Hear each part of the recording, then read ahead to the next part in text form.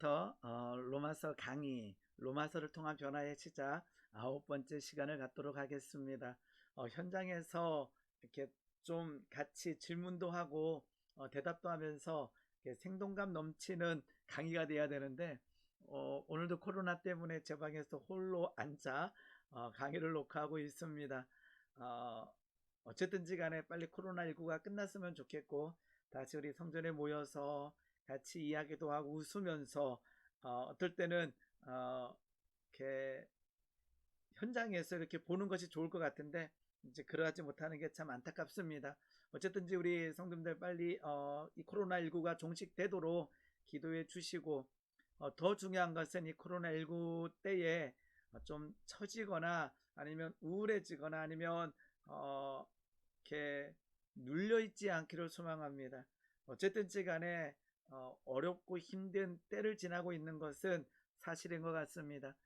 이때 더 하나님의 말씀을 묵상하며 하나님께서 이 시기를 통해서 우리 반도중앙교회와 우리 한국교회 그리고 우리 각자에게 무엇을 원하시는지를 한 번쯤 돌아봤으면 좋겠습니다. 그 말씀 딜리버리라고 있잖아요. 거기 보면 제가 2번에 걸쳐서 예배자의 삶을 우리들의 예배한 후에 우리들의 모습에 대해서 좀 나눈 적이 있는데요. 그 이유는 홈리와 비누아스 이야기 때문이었습니다. 그리고 이제 가인과 아벨 이 이야기를 좀 나눴었는데 과연 하나님께서 우리에게 원하시는 것, 그 온라인 예배를 할 때 굉장히 많은 논쟁이 오고 갔었는데 어떤 분들은 온라인 예배가 예배냐 온라인 예배를 주장하는 목회자들은 이거는 목회자도 아니다라고 주장하는 내용도 좀 본 적이 있어요. 그런데 하나님께서 우리에게 던지는 어떠한 질문들은 어디서 예배하느냐 보다 진실로 예배하고 있는가 아니면 예배 드린 이후에 우리들의 삶은 어떠한가 라고 하는 여기에 더 포인트를 두시는 것 같아요. 예루살렘에서 여리고로 내려갈 때에 내려가던 길에서 강도 만난 사람을 도와준 사람은 사마리아 여인이고 도와주지 않은 사람은 제사장과 레인이죠. 그런데 제사장과 레인 모두 예배와 관련된 직분을 맡은 자들이에요. 그러면 그들이 강도를 지나가면서 어떻게 말했을까, 어떻게 생각했을까를 잠시 묵상해 보게 됩니다. 어쩌면 나는 제사 드렸으니까, 나는 제사 지내러 가니까, 아니면은 나는 하나님을 믿으니까, 뭐 여러 가지 합리화가 가능했을 것 같아요. 난 바쁘니까, 뭐 여러 가지들.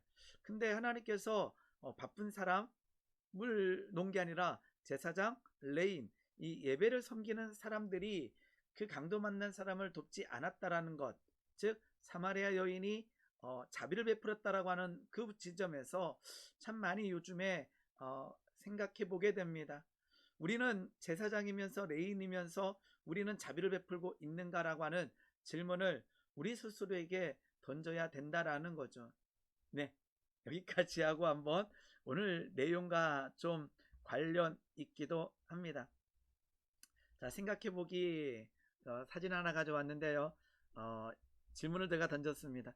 십자가의 은혜를 누리고 있는가? 라는 말의 의미는, 이 문장의 의미는 무엇입니까? 우리 성도님들은 십자가의 은혜를 누리고 있습니까? 십자가 무엇입니까?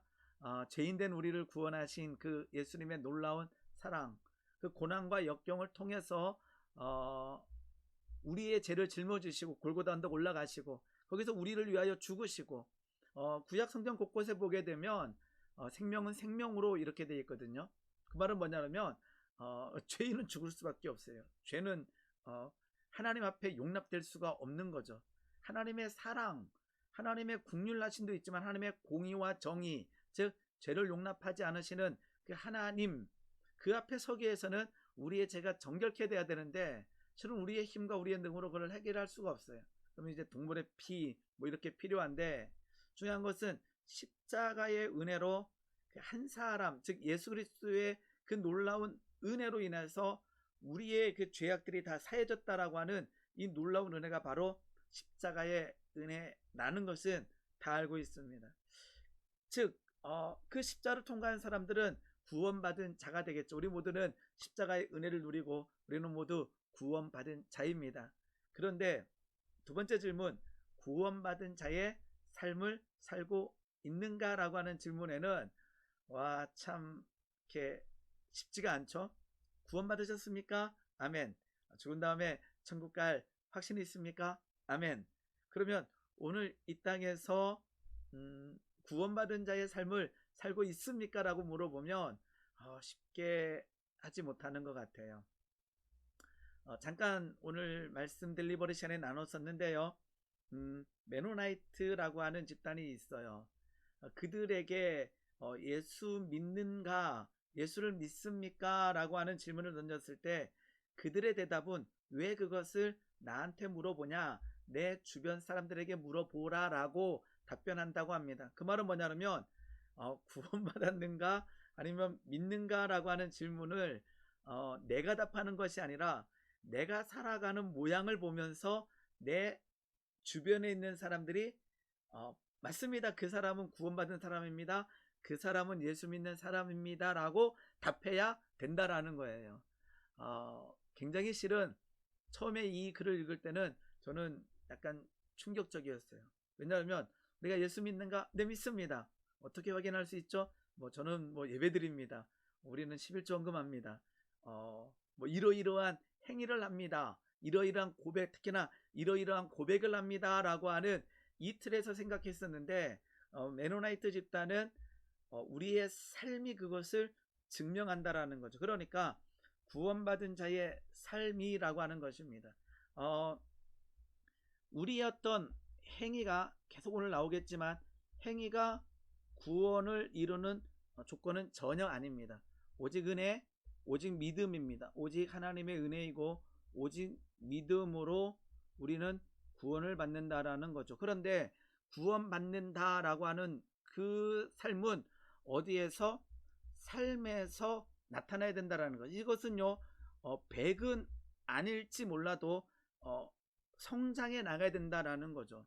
그냥 내가 구원받았다라고 하는 한 번의 사건으로 인해서 그냥 그치는 것이 아니라 그 구원받은 사건 이후에 계속 우리는 성장해 나가면서 구원받은 자의 삶을 이뤄 나가는 거죠. 그러니까 구원받았다라고 하는 사건과 오늘의 시점에서의 그 삶의 모양이 동일해서는 안 돼요.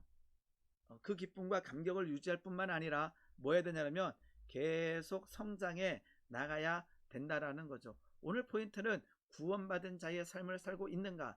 야고보서 보게 되면 행함이 없는 믿음은 죽은 믿음이라 그랬잖아요. 하나님께서 우리에게 요청하시는 거죠. 믿는다라고 하는 표현을 쓸 때는 그 믿는다라고 하는 그 단어가 그냥 내 입술의 고백뿐만 아니라 내 삶에서 나타나기를 원하고 계시다라는 것입니다. 자, 우리 십자가를 통과하기 전과 십자가를 통과한 후의 모습은 전혀 다른 삶을 살게 되어 있습니다. 십자가 통과하기 전에는 우리는 성경에 보게 되면 이방인이었고, 더 중요한 것은 죄인인지조차도 인정하지 않고 그냥 모르고 있고 그냥 살고 있다라는 거죠. 지난번에 말씀 나눴듯이 죄 아래에 있는 자, 이것은 죄를 짓는다라고 하는 표현도 맞지만 그건 복수일 때고요. 단수일 때는 죄의 세력에 묶여있는 자, 즉 사단과 악한 영에 묶여있는 자, 그 다음에 저주받은 자, 그 다음에 에베소서 2장 2절 말씀을 보게 되면 불순종의 아들, 진노의 자녀이었다라고 우리 성경에는 표현되고 있습니다. 근데 놀라운 것은 십자가 사건을 통과하면서 우리는 놀라운 변화가 일어나게 되죠. 그것은 구원의 사건이고 그건 신분의 변화이고 엄청난 일입니다. 하나님의 자녀가 되는 것이고 이 신칭이 하나님께서 아들 의인이라 칭해 주시고 이제 구원받은 자가 되는 거고 화목제물 대신 예수를 믿음으로 하나님과 화해하게 되고 에베소서 2장 19절 보게 되면 하나님의 권속이라 이렇게 되어 있죠. 우리가 잘 아는 베드로전서 2장 9절을 보면 제가 한번 우리 다 아는 말씀이지만 그래도 한번 읽어보도록 하겠습니다. 제가 한번 읽겠습니다. 그러나 너희는 택하신 족속이요 왕같은 제사장들이요 거룩한 나라요 그의 소유가 된 백성이니 이는 너희를 어두운 데서 불러내어 그의 기이한 빛에 들어가게 하신 이의 아름다운 덕을 선포하게 하려 하심이라. 너희가 전에는 백성이 아니더니 이제는 하나님의 백성이요 전에는 국류를 얻지 못하였더니 이제는 국류를 얻은 자니라. 예전에는 하나님의 백성이 아니더니 이제는 하나님의 백성이요 전에는 하나님의 국류를 얻지 못하였더니 이제는 하나님의 국류를 얻었다. 호세아 선지자도 이렇게 얘기를 하죠. 로암미에서 암미, 로루하마에서 루하마로 변화된 우리들을 그 하나님의 사랑을 선포하고 있다라는 거죠. 그러니까 십자가의 사건은요 엄청난 은혜일 뿐만 아니라 충격적이죠. 여기 이제 뭐 우리가 이제 탕자 얘기를 참 많이 하잖아요. 탕자가 이제 먼 나라에 가서 허랑방탕한 삶을 살다가 아버지께로 돌아와서 아버지가 그 끼얹는 순간 그 얼마나 감격이고 얼마나 기쁨일까요? 그 기쁨과 감격은 항상 유지해야 되는데 이것도 역시 쉽지는 않아요. 어쨌든 이 기쁨과 감격, 구원의 기쁨, 그 예배의 감격들이 우리에게 있어야 된다라는 거죠. 제가 자주 말하는 1만 달란트 탕감받은 자, 1만 달란트라고 비유 들어주신 이유는 뭐냐면 이건 해결할 수 없는 돈의 액수인 거예요. 그러니까 십자가 통과하기 전에 십자가가 없이 1만 달란트를 해결하는 것은 이건 불가능하다라는 거죠. 그 말은 뭐냐면 십자가 사건이라고 하는 것은 그 불가능한 1만 달란트의 문제까지도 해결하신다라는 거예요. 그러니까 우리는 십자가 사건을 통과했다라는 것은 1만 달란트를 탕감받은 자라는 거예요. 자, 많이 얘기하죠. 왜 100데나리온 빚진 자의 멱살을 잡습니까? 그것은 1만 달란트 탕감받은 그 감격과 기쁨이 없기 때문이에요. 그 기쁨과 감격이 있다면요 100데나리온 빚진 자의 몫살을 잡을 수가 없어요. 그런데 더 문제는 오늘 나누고 싶은 것은 그 이유라는 거죠. 자, 몇 번 우리가 얘기했죠? 십자가 사건에서 통과되는 것을 구원이라고 한다, 구원의 사건이라고 한다면 이 이후에는 이제 성화되어져 가는 일이 일어나게 됩니다. 성화되어져 가는 과정이고요. 우리가 죽은 이후에 우리는 영화롭게 됩니다.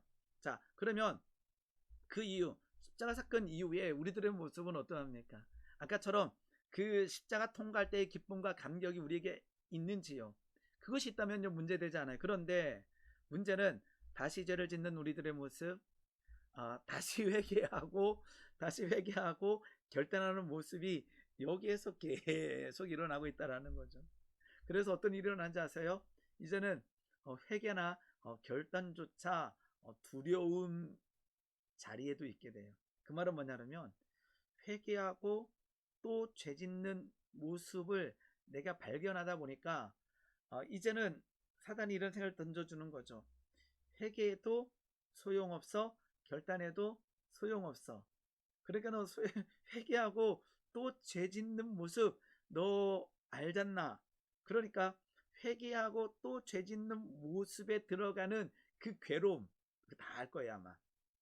정말로 눈물로 통회하고 자복했는데 정말로 그러다가 결단하고 이제는 절대 하나님 그러한 죄의 모양을 범하지 않겠습니다라고 했는데 또 죄를 짓고 또 문제를 일으키는 어려움에 빠지는 스스로 보면서 그 좌절과 그 절망, 그 무너짐, 그러다 보니까 이제 먼저 생각하는 거죠. 그 무너짐을 생각하다 보니까 이제 회개 안 해, 이제 결단 안 해라고 하는 그 모습까지도 들어갈 때가 있는 것 같아요. 모르겠어요. 저는 그랬어요. 그게 가장 힘들었어요. 그러니까 이 구원의 어떤 사건보다 이 속에서 하나님 안에서 승리하는 모습을 살아가려고 할 때 그게 더 힘든 거죠. 예수님 믿습니다라고 하는 고백보다 그 이후에 그 예수를 믿는 삶을, 즉 하나님의 말씀을 살아내려고 할 때 너무나 힘들다라는 거죠. 항상 기뻐하라, 쉬지 말고 기도하라, 범사에 감사하라라고 하는 이 말씀을 듣고 아는 것은 실은 어렵지가 않아요. 그런데 우리의 삶의 현장에서 항상 기뻐하라, 쉬지 말고 기도하라, 범사에 감사하라라고 하는 이 말씀을 살아내는 것은 이거는 정말 힘들고 어려운 거죠.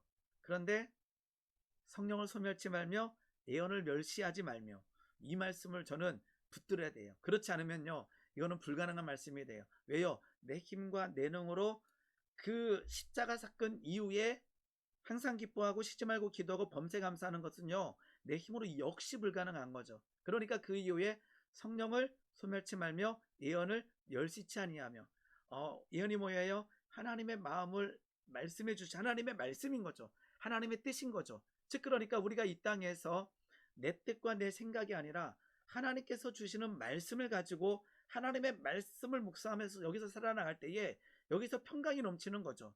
그러니까 굉장히 중요한, 즉 십자가 사건 이후에 굉장히 중요한 것은 내 힘과 내 능으로 항상 기뻐하고 쉬지 말고 기도하고 범사에 감사하는 것을 역시 내 힘과 내 능으로 하는 것이 아니라 성령을 소멸치 아니하며 예언을 멸시치 아니하며 역시 성령님의 도우심을 가지고 살아가야 된다라는 거예요. 오늘 이 말씀을 들을 때 여기 한번 생각해 보시기 바라요. 은혜 받을 때 그 감격과 기쁜 결단, 하나님 이제는 절대 이제는 뒤처지지 않겠습니다 고백했던 그 모습. 근데 오늘의 모습은 또 네, 여기까지 하고 언제가 괴로운가, 언제 괴로운가. 아까 조금만 다시 얘기하면요, 십자가 통과하기 전에 괴로움은 실은 잘 모를 수가 있어요. 왜요? 그 속에 살고 있는 모든 사람들은 그냥 괴로움이기 때문에 어두움에 있으면 어둠을 알지 못해요. 그런데 어둠에 있던 사람이 빛이라고 하는 놀라운 능력을 경험한 다음에 어둠을 보게 되면 이거는 너무나 힘겨운 일이 되는 거죠. 그냥 어둠을 계속 경험한 사람은 어둠이 어둠인 줄 모르고 그 고통이 고통인지 몰라요. 그런데 아까처럼 십자가 통과하기 전에 괴로움은요, 잘 모를 수가 있어요. 그런데 그들도 우리 로마서 말씀 보게 되면 양심이 증거가 되어 죄임을 알 수 있다 그랬죠. 자, 십자가 통과한 후에 괴로움은 아까 뭐예요? 구원받았다라고 하는 믿음이 있음에도 불구하고, 구원받았다라고 하는 믿음이 있음에도 불구하고 뭐를? 동일한 죄를 범하고 있는 자신을 발견하게 돼요. 충격적인 일인 거죠. 그래서 이제 로마서 나중에 조금 더 가면 배우겠지만 7장에 보게 되면 오라 나는 공고한 사람이다라고 사도 바울조차 고백하고 있는 거죠. 충격적인 고백입니다. 우리가 고백하는 것, 제가 고백하는 것은 우리가 또 죄를 범했습니다. 내 속에 악한 게 있고요. 내 속에 하나님의 마음과 다른 마음이 있습니다라고 고백하게 되면 고영산 목사니까 라고 얘기할 수 있는데, 사도 바울은 우리가 또 다르잖아요. 사도 바울은 하나님의 충성된 종이었고 우리가 쫓아갈라야 쫓아갈 수 없는 엄청난 헌신을 했던 그가 오라 나는 공고한 사람이로다, 내 속에 다른 한 법이 있다라고 고백하는 걸 보면 와, 강력하구나. 그런데 왜 이렇게 공고한 사람이 될 수밖에 없는가? 그게 하나님 때문이거든요. 그게 말씀 때문이고 그게 믿음 때문이라는 거예요. 굉장히 중요한 겁니다. 왜 우리는 아까처럼 사도 바울이 고백하는 오라 나는 공고한 사람의 상황 가운데 들어가게 되느냐? 하나님 때문인가? 아까처럼 어둠에 있을 때는요, 어둠 때문에 고민하지 않아요. 고통스럽지가 않아요. 그런데 우리가 빛을 맛보고 그 하나님 안에서 말씀을 지키려고 할 때 어떤 일이 일어나냐면 아까처럼 죄에 대해서 인식하게 되고 깨닫게 되고 마음으로 짓는 죄까지도 이제는 괴롭게 되는 거죠. 자, 이 부분을요, 하나님의 관점에서 본다면요, 굉장히 소중한 일이라는 거예요. 이것을 우리가 오늘 깨닫기를 소망하는데요. 그것은 뭐냐 그러면 오늘 구원받은 이후에 아무런 찝기가 없는 나를 발견하기를 원하는 것이 아니라 하나님의 말씀에 비추어서 오늘도 그것을 보며 다시 하나님 앞에 엎드리며 기도하는, 하나님 앞에 또 내어드리는 우리들의 모습, 그거 가지고 괴로워하고 힘겨워하는 그 모습은요, 하나님 보실 때는 야, 바로 내가 너에게 전한 그 말을 지키기 위해서, 우리가 볼 때는 말씀이고요, 그것을 지키기 위해서 또 힘겨워하구나라고 하는 하나님의 놀라운 은혜가 또 들어간다라는 거죠. 이것을 깨달으면 조금 편해져요. 사단은 거기에서 야 봐라 너는 구원받은 거 아니야. 너는 하나님의 아들이 아니라고 이렇게 우리에게 생각을 집어줄지 모르지만요. 아니에요. 우리가 그 공고함, 우리가 그 마음의 어려움을 겪는 이유는요. 하나님 때문이에요. 말씀 때문이에요. 우리가 구원받은 자의 삶을 살기를 결단했기 때문에 그것 때문에 이 땅에서 다시 어떨 때는 조롱받고 멸시받고 내 스스로 그 심령의 죄로 인해서 마음에 품은 어떠한 생각 하나를 가지고 고통스러워하고 있는 것은요. 하나님 보시기에 야 너가 드디어 믿음의 구원받은 자의 삶을 살려고 힘쓰는구나. 그게 힘쓰는 증거라는 거예요. 하나님 볼 때는 그때 뭐예요? 성령님께서 우리를 도우시고 인도해 주시는 거예요. 내 구원받았네. 이제는 나 막 살아도 돼. 이게 아니라는 거죠. 구원받았는데도 불구하고 공고한 사람인 것을 알고 깨달으며 그 속에 들어가서 한번 할 때 하나님께서 굉장히 귀하게 여긴다라고 하는 그 부분을 우리는 깨달아야 될 줄 믿습니다. 예를 들면 좀 이따 한번 나올지 모르겠네요. 가인과 아벨을 생각해 보세요.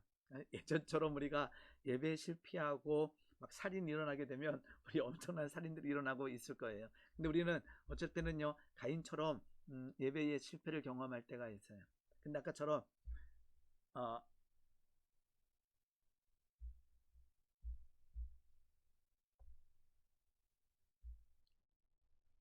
어, 어떤 일이냐면 가인처럼 예배의 실패를 경험했을 때 어떤 일이 일어나느냐 거기서 아파한다 생각해 보셔요.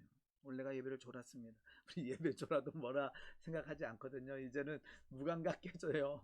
그런데 아까처럼 예를 들면요. 오늘 예배의 실패를 가져와 예배가 실패했어요. 졸았어요. 아무런 말씀이 귀에 안 들어왔어요. 그걸 붙들고 하나님 앞에 나가는 거죠. 그 마음을 가지고 그냥 아예 괜찮아 뭐 이게 아니라 하나님 내가 오늘 예배에 실패했습니다. 하나님 내가 오늘 예배에 영과 진리로 드리지 못했습니다. 하나님 나를 도와주시고 하나님 나를 붙들어 주시옵소서 할 때 하나님께서 놀랍게 역사해 주시는 즉 뭐냐면 자 예배 시간에 예를 들어서 내가 실패했다라고 하는 것을 무감각하고 있는 것이 아니라 내가 감각적으로 반응하고 있다면 왜요? 하나님께서 그 예배 가운데 임하셨다라고 하는 그 믿음 때문에 그런 거고요. 영과 진리로 예배하라고 하는 하나님의 말씀을 지켜내야 되는데 그것을 하지 못한 괴로움이 있다라는 거죠. 그러니까 그 괴로움은 실은 우리들의 관점에서는 너무나 힘겹지만 하나님 볼 때는 야 드디어 너가 하나님의 말씀을 듣고 그것을 행하려고 시도하는구나라고 하는 하나님의 관점에서는 굉장히 중요하다고 저는 보고 있습니다. 사단은 뭐예요? 정죄예요. 그리고는 구원 이전의 상태라고 돌아가라고 막 생각해요. 소용없다, 필요 없다, 할 수 없어, 이렇게 된다라는 거죠. 어, 그 생각을 얘기해야 될 줄 믿습니다. 그 생각을 그냥 밟아버려야 될 줄 믿습니다. 자, 우리 믿음으로 얻게 된다라고 하는 그 믿음이란 단어 지난번과 조금 더 볼게요. 로마 시대의 믿음은 목숨 거라고 지난 시간에 배웠던 거 기억나죠? 자, 믿음은요, 친밀감이라고 하는 단어와 비슷해요. 친밀감, 친밀하다라는 거죠. 즉, 예수를 믿느냐라고 하는 질문에 그냥 교회 나왔다, 성경을 읽는다가 아니라 친밀한가라고 하는 질문과 동일하다라는 거예요. 우리 친엄마와 자녀가 어쩔 수 없이 멀리 떨어져 살았을 때 오랜만에 만나서 엄마라고 불렀지만 어색함이 있을 때가 있어요. 즉 이 말은 뭐냐면 단어, 엄마라는 단어 그냥 엄마와 딸이라는 단어보다 친밀감이 더 중요하다고 말하고 있죠. 우리가 아버지, 그 다음에 예수님, 우리 성령 하나님을 부를 때에 친밀감. 그래서 기도할 때는 우리가 한국 사람들은 이 예의를 잘 가르치잖아요. 이제 그런 것도 실은 굉장히 중요하죠. 한번 아빠라고 하면서 그냥 인격적으로 한번 대화해보세요. 어떠세요? 어떻게 생각하세요라고 우리가 일상에서 이렇게 인격적인 대화를 하듯이 한번 대화하는 것도요. 하나님께서는 굉장히 소중하게 여기셔요. 친밀감이라고 하는 것은 그냥 하나님 저 위에 계시다가 내가 기도할 때만 쑥 내려오시고 나는 그 다음에 막 살게요. 그다음에 하나님은 내 예배다면은 올라가시고 이건 내가 도구하는 거죠. 예수님 내 마음에 오세요. 그리고는 저쪽 중간방으로 제가 문을 잠가 드릴게요. 절대 나오지 마세요. 나오시면 안 돼요. 그리고는 내가 필요할 때만 내가 뭔가 필요할 때만 문 열어드리고 오셔서 도와주세요. 이것은요, 하나님과 예수님을 도구하는 과정이라는 거죠. 하나님께서 원하시는 같이 살아가는, 더불어 살아가는 친밀한 교제를 하기를 원하신다라는 거죠. 이제 우리 구약성경 통독하잖아요. 말씀을 읽을 때마다 어떤 말씀을 한 단어, 한 문장에서라도 도전받으려고 생각할 때 하나님께서 더 역사하여 주실 줄 믿습니다. 네, 믿었다고 생각했는데 다시 죄에 쓰러지는 고통 가운데 들어갈 때가 있다라는 거죠. 이제는요, 아무렇지도 않게 짓던 죄가 견딜 수 없는 고통이 된 것은 변화됐다라는 증거예요. 아까 비슷한 내용이죠. 아까처럼 공고한 사람이 됐다라는 것은 내가 이전보다 죄를 더 짓는 자가 아니라 죄에 대해서 이제 민감하게 반응하는 사람이 됐다라는 거죠. 이해되셨죠? 구원받았기 때문에 생기는 현상 중에 하나가 뭐냐 그러면 견딜 수 없는 고통, 아까처럼 뭐예요? 아무렇지도 생각하지 않았던 죄가 이제는 고통으로 왔다라는 것은, 이것은 내가 죄를 짓고 있다, 사단이 우리를 공격할 수 있는, 봐라 너는 여전히 죄인이야 라고 공격할 수 있지만 하나님께서는 야 드디어 이제 하나님의 말씀을 가지고 반응하는구나 라고 할 때 변화됐다라고 하는 증거이기도 한다라는 것입니다. 뭐가 필요할까요? 다시 용서하시는 주님을 바라보며 일어서는 것이 중요하다. 제가 많이 얘기를 하잖아요. 베드로가 누구에게? 예수님께 묻잖아요. 몇 번이나 용서할까요? 7번이면 되겠습니까? 아니라는 거예요. 7번씩 70번이라도 용서라는 거예요. 너무나 놀라운 일이에요. 왠지 아세요? 실은 우리에게 7번씩 70번씩이라도 용서하라고 말씀하신다라는 것은 예수님께서 우리에게 그렇게 하시다라는 거예요. 그렇게 하시겠다라는 거예요. 이 말씀 절대 붙들으셔야 돼요. 굉장히 중요한 말씀이에요. 왜냐하면 아까처럼 구원받은 자의 삶, 즉 구원받았다라고 고백할 수 있는 사건 이후에 우리가 넘어지지 않는 것이 아니라 우리가 지속적으로 동일한 모양에 넘어질 수 있다라는 거예요. 그런데 예수님께서 베드로에게 말씀하신 7번씩 70번이라도 용서하라고 하는 이 말씀을 누가 지키시느냐? 예수님이 지키시는 거예요. 놀라운 은혜예요. 이거는 너무나 놀라운 은혜. 이 말씀을 우리가 실천하려고 우리도 해야 되겠지만 예수님께서 그러하심을 믿으며 우리가 나아갈 때, 즉 다시 용서해 주시는 주님을 바라보며 일어서는 게 필요해요. 거기서요 무너지면요 사단이 더 우리를 조롱하고 이렇게 조롱하게 되죠. 봐봐 넌 안 된다고. 아니에요. 일어서야 될 줄 믿습니다. 어떻게 해요? 성령 하나님의 도우심으로, 그리고는 다시 용서해 주시는 그 예수님의 그 십자가의 사랑은요 놀랍다라는 것을 깨닫고 일어서야 될 줄 믿습니다. 이 신층의 가장 강력한 논쟁은요 이 값싼 믿음 때문이에요. 값싼 믿음이 뭐냐면 아까처럼 우리가 믿음으로 구원을 얻는다, 받는다라고 하는 이 전제는 문제가 없어요. 이 말 자체가 잘못된 게 아니에요. 그런데 아까처럼 믿는다라고 하는 이 사건을요 너무 약하게 아까처럼 나 오늘 예수님을 믿습니다. 이제 구원받았습니다. 이러면서 문제가 발생하기 시작하는 거죠. 어떤 거예요? 그 아까처럼 구원받은 자의 삶에 나타나지 않는 거예요. 그냥 내가 구원받았으니까 그냥 끝났다라는 거죠. 지난번에 우리 잠깐 얘기했지만 우리는 구원파의 구원론을 인정하지 않아요. 구원파들의 구원론은 뭐라 그랬죠? 한 번 구원받으면 이제는 어떠한 삶을 살더라도 구원은 취소되지 아니하며 어떠한 회개하는 것은 구원받은 자의 모양새가 아니다. 그래서 그들은 회개하지 않아요. 회개라는 단어를 쓰지 않죠. 근데 우리는 그것을 받아들이지 않아요. 근데요 실은 우리가 살아가는 모습이요 그러한 모습일 때가 얼마나 많은지 몰라요. 그게 값싼 믿음이라는 거예요. 그러니까 값싼 믿음은 조금 더 말하면 구원파의 구원론을 인정하지 않으면서 그것을 따라가지 않지만 우리의 삶의 모양은 그처럼 살아가는 거죠. 나 구원받았네 그러면서 그냥 살아가고요. 똑같은 거죠. 세상 사람이란 나나. 그런데 다른 것은 뭐냐면 주일날 와서 예배드리고 주일날 하나님을 부르는 것. 요거는 좀 다를 수 있겠지만 아니에요. 값싼 믿음 때문에 실은 우리 한국 교회가 요즘에 많이 힘겨워하고 있는지도 모릅니다. 즉 이신칭의를 잘못 이해하게 되면 우리의 삶에 홈리와 비누아스 아니면 가인의 삶이 나타날 수가 있어요. 홈리와 비누아스는 엘리 제사장의 아들들이었고 그들은 제사 행위, 즉으로 말하면 예배 행위를 하고 있다라는 거죠. 그들이 예배를 모르는 것도 아니고, 그들이 주일날 어디 도망간 것도 아니고, 그들이 성도들이 와서 예배할 때에 예배의 의식을 주관하고 있어요. 그런데 그들의 삶은 무너졌죠. 그들의 삶은 무너진 거죠.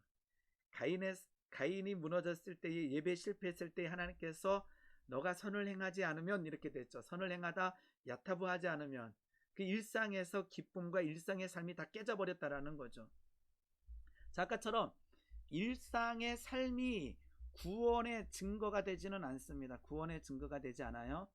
즉 우리의 일상의 삶이 구원받았다 구원받지 않았다라고 하는 것을 결정짓지 않고, 결정이라는 것은, 구원이라는 것은 오직 예수 그리스도의 십자가의 보혈의 놀라운 능력이에요.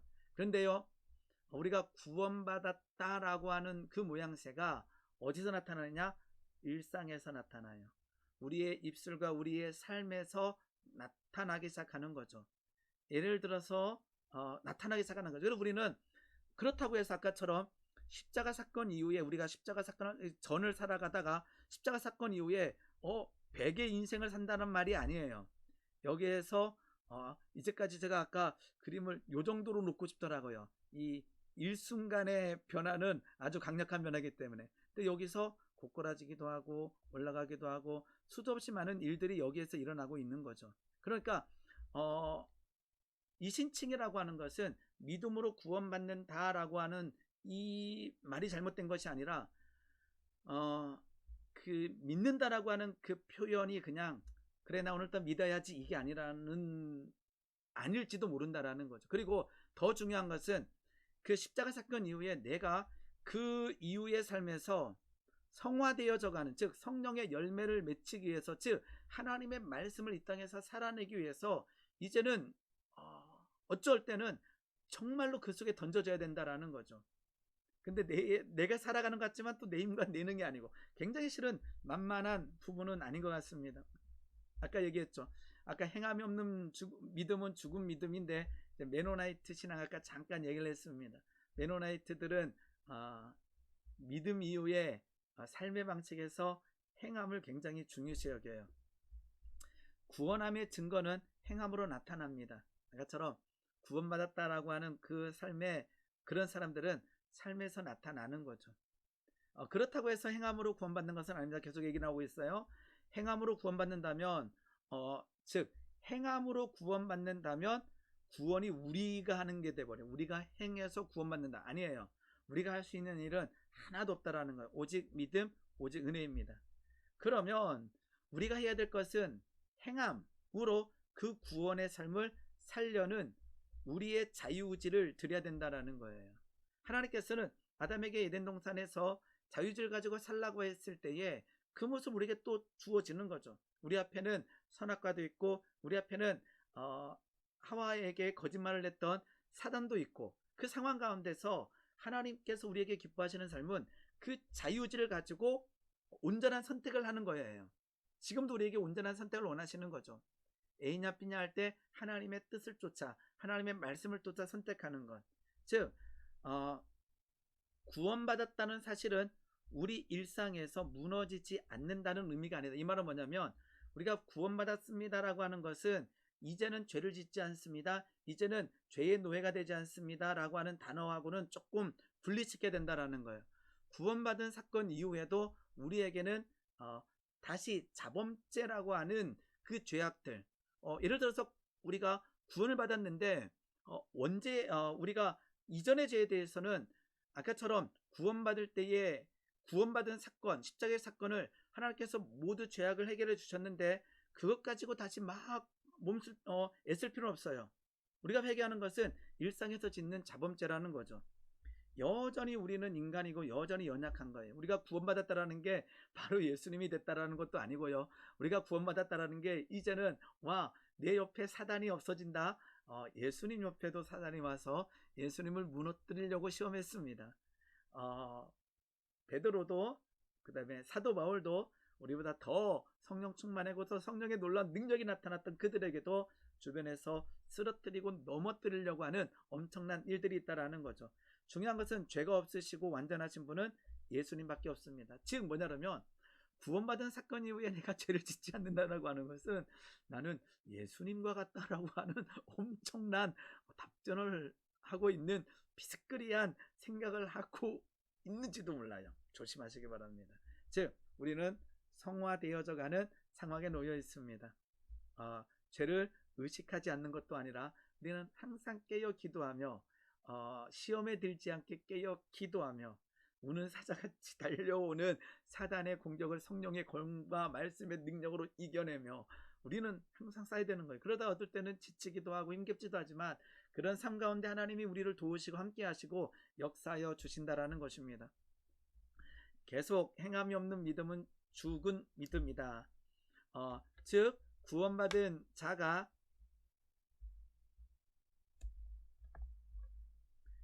구원받은 자가 삶에서 승리하기 위해서는 이제는 역시 자기의 힘의 능력이 아니라 성령님의 도우심, 이거를 깨달으셔야 돼요.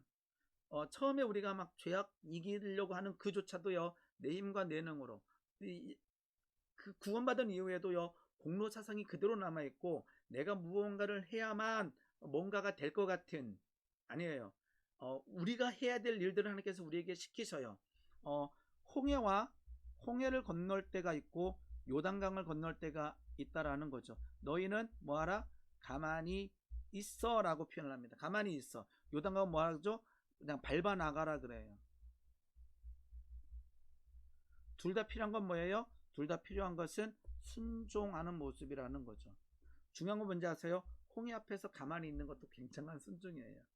뒤에 막 애국 군대가 있는데 가만히 있으라 할 때 가만히 있는 거요. 이게 순종이라는 거예요. 아무것도 안 하는 것 같지만 엄청난 순종을 하고 있는 거죠. 요단강을 밟아 나가라는 것도 순종이고요. 즉 뭐냐면요, 이제 싸움의 현장에서 내가 그 싸움의 현장에 던져지지만 그 싸움에 던질 때에 뭐 하는 거예요? 성령님의 도우심을 바라며 도우심을 누리며 살아가는 때에 승리하는 삶이 된다라는 것입니다. 구원받기 전에 형성된 견고한 진, 그 작가처럼 구원받을 때에 완전히 파쇄되는 것이 아니라 우리의 삶의 습성으로 남아있다라는 거죠. 아주 강력하면 한 방에 깨부수면 너무나 좋겠지만 그 형성된 견고한 진들이 다시 슬금슬금 살아나기도 하고 그러면서 우리를 괴롭히는 도구가 될 수 있습니다. 믿음이 없는 거죠. 아까처럼 이삭이 아니라요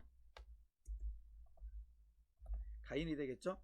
네, 믿음으로 아벨은 예배를 드렸으니까 가인의 예배는 믿음으로 드리지 않았겠죠. 그런데 하나님께서 창세기 4장에서 너가 믿음이 있다 믿음이 없다가 아니라 선을 행했으면 선을 행하지 않으면, 즉 야타브라고 하는 단어를 쓰면서 가인에게 말씀하셔요. 이 야타브는 일상에서 사용되는 용어입니다. 일상에서 기뻐하다, 일상에서 즐거워하다 이런 거죠. 즉 뭐냐면 그 가인이 이미 믿음이 하나님과의 관계가 깨졌기 때문에 일상의 삶이 깨져 있는 거예요. 그러다 보니까 야타브하는 삶은 굉장히 중요한 거죠. 여호와께서 가인에게 이르시되 내가 분하면 어찌 됨이며 안색이 변하면 어찌 됨이냐. 내가 선을 행하면 어찌 낯을 들지 못하겠느냐. 선을 행하지 아니하면 죄가 문에 엎드려져 있느니라. 죄가 너를 원하나 너는 죄를 다스릴지니라. 뭐예요? 야타브, 일상에서 죄를 다스리는 것. 그것은 믿음이 필요하고 그것은 하나님의 능력, 지금으로 치게 되면 예수 그리스도의 이름과 성령의 놀라운 능력이 필요하다라는 것입니다. 행함이 없는 믿음은 죽은 믿음이라는 것입니다. 자, 행함에 있어 이제는 우리가 필요한 것은요, 내 힘과 내 능으로 행하는 것이 아니라 그것조차도 성령님의 도우심이 필요하다라는 거예요. 그 어떠한 책에 있는 내용인데요, 노진준 목사님의 간증입니다. 그는 어려서부터 아까처럼 난 강해다. 왜냐하면 소아마비였기 때문에 항상 그게 세계관으로 자리 잡은 거죠. 어릴 때부터 견고한 진 중에 하나가 나는 강해야 된다. 나는 치열하게 살아야 된다. 약하다는 소리를 들으면 안 된다. 초인적인 노력을 해야 된다. 왜요? 소아마비 장애인이기 때문에 그러한 삶의 형태가 세계관에 들어가 있는 거예요. 그런데요, 구원받은 이후에도 이게 나타나는 거죠. 그 사고가 그냥 견고한 진으로. 그래서 장애인이고 소아마비였기 때문에 우울한 모습을 보이지 않게 해서 막 웃게 된다라고 하는 것. 그 다음에 막 강한 모습을 보여야 되고 이렇게 되면 안 되는 거예요. 근데 구원받은 삶을 구원받았지만 여전히 남아있는 이것 때문에 구원받은 자의 삶 속에서 괴로움이 있는 거예요. 약하면 안 돼, 강해야 돼, 우울한 모습 보이면 안 돼, 웃게 해야 돼, 초인적인 노력을 해야 돼, 뭐 이런 것들 다 인간의 힘이라는 거죠. 근데 어느 날 하나님의 음성이 이분에게 들렸다 그래요. 나는 너를 강하게 해주지 않았다라는 거예요. 내가 너의 강함, 굉장히 엄청난 말씀이죠. 너가 강해진다가 아니라 내가 너의 강함이 되겠다. 이 말은 뭐예요? 강해지고 싶니? 그러면 강하신 하나님을 붙드는 거예요. 승리하는 것은 내 힘과 내 능으로 승리하는 것이 아니라 내가 그 속에서 치열하게 살지만 그 치열한 가운데 하나님의 능력과 은혜를 바라는 거죠. 이 말씀을 듣고 울면서 스스로 강해지려고 하는 강박관념에서 노임받았다. 이제 그 다음에는 백이 됐을까요? 아니라는 거예요. 이 부분이 풀렸다라는 거죠. 이 부분이 풀렸다라는 거예요. 우리에게도 어쩌면 이러한 견고한 진들이 우리에게 있을 수가 있습니다. 구원받은 자 삶 이후에 나타난다라는 거죠. 자, 그러면서 로마서 3장에서는 아주 과감하게 던지죠. 자랑할 데가 어디 있느냐. 자랑할 것이 없다라는 거. 있을 수 없느니라 이렇게 돼 있는 거예요. 자랑할 데가 어디 있냐. 그런즉 자랑할 데가 어디냐. 있을 수 없다라는 거. 왜요? 오직 은혜, 오직 믿음, 구원받은 이후에 우리의 삶의 모습도 성령님의 도우심과 인도하심 자랑할 수 없어요. 자랑한다라는 것은 뭐예요? 내 힘과 내 능으로 하고 있다라고 하는 반증이기도 해요. 내가 이거 했다라고 하는 것은요, 내가 자랑하고 있다라는 건데 그것은 내 힘으로 했다라는 거죠. 하나님이 하셨습니다 라고 하는 은혜. 로마서 3장 27절에 예수 믿는 자를 의롭게 하려 하심이라. 그 다음에 그러므로 사람이 의롭게 하심을 얻는 것은 뭐가 되는 거죠? 율법의 행위가 아니라 믿음으로 되는 줄 우리가 뭐하노라? 인정하노라. 자, 예수 믿는 자가 의롭게 되고 사람이 의롭다 하심을 얻는 것은 율법의 행위 아니라 오직 뭐예요? 십자가의 은혜, 예수님께서 십자가상에서 우리를 위하여 죽으심, 그리고는 부활하심을 믿는 믿음, 그리고 이제는 하나님 앞에 나가는 것은 내 선한 행위가 아니라 오직 예수 그리스도의 피에 보혈의 놀라운 능력으로 성소에 들어갈 수 있다라는 거죠. 그러면서 로마서 3장은요 엄청난 말씀들이 많이 나오는 거예요. 할례자도 유대인도 믿음으로 말미암아 이방인도 믿음으로 말미암아 뭐하게 하실? 의롭다 하실 하나님은 한 분이시니라. 이제 로마서 4장 넘어가면 다시 아브라함의 이야기가 나와요. 그 왜 나오냐 그러게 되면 유대인들은요 항상 좋아하는 단어가 아브라함, 할례, 율법. 근데 이거를 이제 로마서는요 깨나가는 거죠. 4장에서는 그들이 좋아하는 이제 아브라함의 이야기를 하면서 그 논리를 깨기 시작합니다. 그 이유는 뭐예요? 아주 중요한 거죠. 할례자도 믿음으로, 무할례자도 믿음으로 의롭게 된다라는 것입니다. 아까처럼 뭐 할 수 없다? 자랑할 수 없다라는 거예요. 자랑할 수가 없어요. 왜요? 하나님이 하셨기 때문에. 자랑한다라는 것은 뭐죠? 교만, 내가 교만스럽다라고 하는 반증이기도 하고 내가 했다라고 하는 증거를 나타내고 있는 거죠. 천사가 어떻게 하죠? 이사야 14장 14절 보게 되면 가장 높은 구름에 올라가 지극히 높은 이와 같이 뭐하리라? 높아지리라.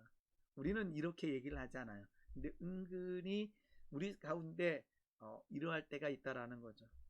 스펄전 목사님 이런 말씀을 했다 그러네요. 하나님이 다른 죄는 손가락으로 다루시지만 교만은 팔을 걷어붙이고 다루신다 그러네요. 그냥 성경 말씀이 아니라 글에 있는 거예요. 탐심에 대해서는 무거운 심판을 내리시지만 교만에 대해서는 10배로 더 무거운 심판을 내리신다. 그냥 스펄전 목사님께서 뭐를 말씀하기 위해서 교만이라고 하는 이 내용을 얘기하기 위해서 쓰신 문장인 것 같아요. 제가 2007년도에 설교를 시작했는데 설교한 첫날 일부 예배 드린 날 그날 이제 SK 아파트 살 때였는데 그때 이제 우리 이제는 소천하신 하늘나라에 가신 우리 사모님을 모셔다 드릴 때가 있어요. 그러면서 차에서 제가 오늘부터 일부 예배 때 설교합니다 라고 했을 때에 가장 처음에 하셨던 말씀이 어떤 말씀이냐 그러면 교만하지 말게나 라고 하는 말씀이었어요. 교만하지 말게나. 강단에 서서 말씀을 전하고 누구를 가르치기 시작하게 되면 교만해진다라는 거예요. 네. 네, 다음 보겠습니다. 아까처럼 우리는 오늘 계속 나오는 이신칭이지만 구원받은 이전이나 구원받은 이후나 우리는 선행으로 구원받지 못하고 선행으로 뭔가를 확증하는 것이 내 힘과 내 능으로 한다라는 게 아니죠. 율법은 불가능하고 온전케 지키는 것도 불가능합니다. 우리 에베소서 2장 8절 9절 보면 비슷한 말씀이 나와 있는데요. 너희는 그 은혜에 의하여 뭐로 말미암아 믿음으로 말미암아 구원을 받았나니. 아주 굉장히 중요하죠. 오늘은 이 문장에 치중하는 것이 아니라 그 이후의 삶에 대해서 우리는 한 번 더 고민해야 되는 거죠. 즉 우리의 이 믿음으로 인한 구원, 그 예수님의 십자가 사건을 통한 그 구원이 값싼 믿음이 되지 않기 위한 것들, 이것은 너에게 난 것이 아니요 하나님의 선물이라. 행위에서 난 것이 아닌 이는 누구도 뭐하지 못하게 자랑하지 못하게 함이니라. 이번에 우리 구약 성경 통독을 이제 우리 전도사님들이 하시잖아요. 그래서 제가 그 파일들을 봤는데 몇몇 전도사한테 여쭤봐요. 얼마나 걸리셨어요? 라고 하게 되면 저는 실은 한두 번 그냥 틀리고 넘어갔거든요. 그래서 너무한데 한 2-30분 걸린 것 같아요. 근데 4시간 걸렸다 그러는 거예요. 그때 깜짝 놀랐어요. 왜냐하면 우리가 괜한 것을 부담을 지워줬나라고 하는 생각이 드는 거죠. 근데요, 이렇게 제가 그 말씀을 편집하다가 갑자기 그런 생각이 드는 거예요. 그래도 이 정도의 어떤 그 고난과 역경은 감내해야 되지 않을까. 우리가 한번 그렇게 하나님의 말씀을 붙들고 어쩌면 3시간, 4시간 녹음하기 위해서 씨름하는 그조차도 우리는 한 번쯤은 해봐야 되지 않을까. 왜요? 예수님의 십자가의 그 고난을 조금이나마 우리가 한번 감내해보는 측면에서 그러하다라는 거죠. 유대인의 자랑은요 항상 이래요. 나는 8일 만에 할례를 받았고 이스라엘 사람이고 그 중에서 베냐민 집하고 그 다음에 히브리인 중에 히브리인이고 엄청난 바리새인이고 열심으로는 이런 것들이 지금 그 사도 바울의 고백이긴 하지만 이것은 유대인들이 자랑하는 거예요. 나 할례 받았어. 나 이스라엘 족속이고 그 중에 베냐민 집하고 히브리인 중에 히브리인이고 나 율법 너무나 잘 지켰어. 바리새인이야. 열심으로는 예수 믿는 자를 박해했고 율법으로 볼 때 나 흠없는 자야라고 하는 게 이게 유대인들이 쓰는 용어를 사도 바울이 자신의 병언화를 얘기하면서 얘기하고 있다라는 것입니다. 이게 아니라는 거예요. 자, 아까처럼 우리는 공로주의로 구원을 받을 수 없습니다. 경건 생활조차 우리는 자랑할 수 없습니다. 나 기도 몇 시간 했네, 나 이거 했네라고 하는 것조차도 우리는 자랑의 대상이 돼서는 안 된다라는 거죠.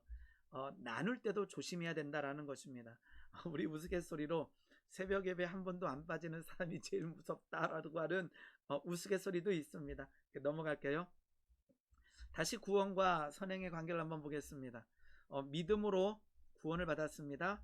그러나 선행에 힘쓰는 것은 우리에게 필요하다라는 거예요. 그런데 그것조차도 내 힘과 내 능이 아니라 이제 성령님과 동행하는 삶이 되는 거죠. 구원은 원인이 아니고 선행 자체가 결과예요. 구원이 원인이 되는 구원을 통해서 우리 구원을 통해서 이제 선행이 나타난다라는 거죠. 선행을 통해서 구원받는다는 말이 아니라는 것입니다. 자랑하기 위한 선행도 자랑하기 위한 경건도 아님이 분명하다라는 거예요. 즉 우리는 뭐해야 돼? 이제 구원받은 자의 삶의 특징은 열매 맺는 삶이라는 거예요. 성령의 열매. 우리는 그래서 그 열매, 아까 열매, 너가 선을 행하면 야타부라고 하는 이 삶을 살기 위해서 우리는 애써야 되는 거죠. 그런데 그 애쓰다 보게 되면 또 내 힘과 내 능으로 안 된다는 것을 너무나 알아요. 왜? 우리들의 죄성과 우리들의 모양이 항상 이렇게 무너져 있다라는 것을 깨달을 때에 다시 하나님 이제는 내가 할 수 없습니다. 성령님 도와주세요 할 때 하나님께서 우리와 함께 하시고 도우실 줄 믿습니다. 그래서 로마서 3장 29절 30절은 오직 믿음이 되는 거예요. 오직 믿음. 그래서 다원주의를 경계해야 되는 거예요. 아까 또 값싼 믿음을 이신칭의를 논쟁하다 보니까 그렇다면 다른 방법으로 구원받을 수 있지 않나라고 하는 다원주의가 또 이 땅에 나타나요. 그냥 모양새만 다를 뿐이지 아니에요. 다원주의도 철저하게 경계해야 됩니다. 이슬람의 열심 대단하죠. 예전에 우리 그 예루살렘에 들어갔을 때에 아마 12시경이었던 것 같아요. 와, 그 예루살렘에서 막 기도 소리가 나오는 거예요. 우리 말이 아니니까 그냥 기도 소리 막 방언처럼 들린 거예요. 웅웅웅웅 하면서 막 엄청난 기도 소리 들리는데 자칫 잘못했으면 은혜 받을 뻔했어요. 왜냐하면 너무 강력한 기도기 때문에. 근데 우리 가이드 주전 목사님께서 지금 이슬람인들이 코란을 읽는 기도하는 시간이라 그러는 거예요. 와, 그들의 열심은 엄청났습니다. 힌두교의 고행, 막 다리를 꺾고 요가하면서 막 고행하는 행위들, 그 다음에 계율을 엄격히 지키는 바리새인들, 우리는 절대 따라잡을 수 없습니다. 이걸 통해서 뭔가 하려면요, 우리는 힘겨워 죽어요. 안 돼요. 이런 쪽으로 가지 마세요. 즉, 이러한 엄청난 노력에도요, 이들에게는 구원이 없어요. 오직 예수 그리스도의 믿음, 십자가의 은혜라는 거죠. 사도행전 4장 12절 보게 되면 다른 이로서 뭐를 구원을 받을 수 없나니 천하 사람 중에 구원을 받을 만한 다른 이름을 우리에게 주신 일이 없다라는 것입니다. 믿음으로 구원을 받으면 율법은, 이제 로마서를 정리하면서 이렇게 사도 바울은 얘기합니다. 그런즉 우리가 믿음으로 율법을 파기하느냐? 아니라는 것. 그럴 수 없느니라. 도리어 율법을 굳게 세우니라. 율법을 만드신 분은 하나님이셔요. 우리가 이제는 그 안에서 생활하기를 원하시는데 우리는 율법을 지킬 수 있는 힘과 능력이 없어요. 그러면 예수님께서 내가 율법이나 선지자를 폐하러 온 줄 생각하지 말라. 폐하러 온 것이 아니라 완전하게 하심이라. 즉 우리가 구원을 받기 위해서는요, 그 율법을 예수 그리스도의 십자가의 은혜로 이제는 율법의 시대에서 은혜 시대로 바꿔놓으신 그 예수님 안에서 승리하는 거예요. 즉 하나님은 율법을 완전케 하신 예수님의 의를 가지고 하나님 앞에 나아갈 때 의인을 받아주시는 거예요. 내가 이거 했습니다가 아니라 나는 예수님의 피를 믿습니다. 예수님이 나를 위하여 죽으셨습니다. 라고 하는 거죠. 그래서 우리가 사역 기도할 때 제가 고백시키는 것 중에 하나가 예수님만이 나의 구원자 되십니다. 이거 정말 잘 안 나와요. 막 기도할 때요. 예수님만이 나의 구원자, 예수님만이 나를 살리십니다라고 하는 이 고백을 하시길 원하시는 거죠. 율법은 사라진 것이 아니라 율법을 완성시키신 예수님을 붙드실 때 우리는 승리할 수 있다라는 것입니다. 자, 오늘 이제 말씀을 정리합니다. 구원은 오직 믿음이고 오직 은혜입니다. 그런데요, 내 힘으로 구원을 이룬다는 자체는 교만이고요. 더 중요한 것은 무엇인가요? 구원받은 자의 삶의 이후에 그 엄청난 그 상황 가운데 하나님의 관점에서 볼 때는요, 하나님의 말씀을 지켜내기 위한 힘겨움이라는 거죠. 즉 그 모습을 하나님께서는 굉장히 기뻐하신다라는 거. 오늘 그 관점의 변화가 일어나기를 원합니다. 그리고는 이신칭의를 잘못하게 해석하게 되면 삶의 문제, 이것은 뭐냐면 나 믿는다, 구원받았다, 나는 죽어도 천국 간다 그러면서 이 땅에서 막 사는 사람이 되는 거죠. 이것은요, 한 번쯤은 체킹할 필요가 있어요. 막 살고 있다면. 이 말은 뭐예요? 하나님의 말씀에 전혀 비추어서 내 삶을 비춰보고 있지 않는다면 넌 한 번쯤은 체킹해야 돼요. 그냥 내 입술로는 나 믿는다, 나 예배한다, 나 홈리와 비누하스다, 나 엘리제 사장의 아들이야, 나는 가인이다, 아니라는 거죠. 내 삶에서 전혀 하나님과 관련 없이 생각하고 있다면, 내가 오늘 죄를 범하면서도 하나님의 말씀에 반응하지 않고 있다면 한 번쯤은 생각해야 된다라는 거죠. 내가 잘못된 생각을 하고 있지 않는가. 10절 통과한 이후에 우리는 또 다른 싸움, 성화의 과정, 여전히 우리는 성령님의 도우심을 필요하다라는 거죠. 그 싸움 역시 성령님의 도우심이 필요하다라는 것입니다. 예배한 이후의 삶에 대해서 한 번쯤 고민하는 시간, 즉 구원받은 자의 삶의 형태, 가정이나 일터나 일상의 소리는 어떻게 해야 되는가, 내 말과 내 행동은 어떠한가라는 것을 한 번 더 살펴보면서 그것이 하나님의 말씀에 비추어서 문제 있다면 그 말씀 가지고 다시 붙드는 거예요. 그때 하나님께서 다시 은혜 주시는 거예요. 그럼 내가 아직도 원수를 사랑하지 못하고 그를 위하여 비판하는 자를 위하여 기도하지 못하고 하나님의 말씀 때문에 오늘 그것이 온전케 되어진다, 이거 중요한 것이 아니라 내가 그 말씀을 붙들고 나를 비추면서 들어갈 때 하나님께서 은혜 주시고 역사하여 주신다라는 것입니다. 네, 오늘 여기까지 하겠습니다. 네, 애쓰셨고요. 비슷한 말씀들이 계속 반복되는데 우리의 삶의 변화를 위해서 한 번쯤은 고민하고 싸워야 될 말씀인 것 같습니다. 오늘 여기까지 하겠습니다. 수고하셨고 애쓰셨습니다.